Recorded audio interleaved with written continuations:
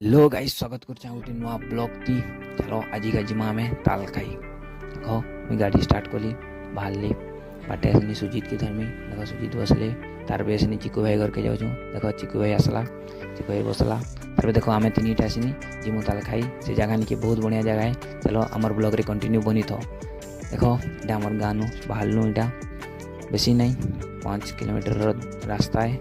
देखो पहुँची आलू आज में देखो गज पूरा ताल तार मैं गज रू काटली आ ताल तर के उतराली तार ताल मैंने आनिक गाड़ी रखलूँ आ देखो तीन टा बसलूँ ऐसे जाऊँ खाबार लोकेशन की से नुआत कर भेट पड़मा। चलो देखो मैं ताल काटुचे पूरा ताल लगी जाऊे बहुत बढ़िया ताल है सुजी दी देखो फाइनाली आम ताल काटी साइड देलु न बहुत बढ़िया ताल है। देखो वाह क्या बढ़िया लगुच रे भाई।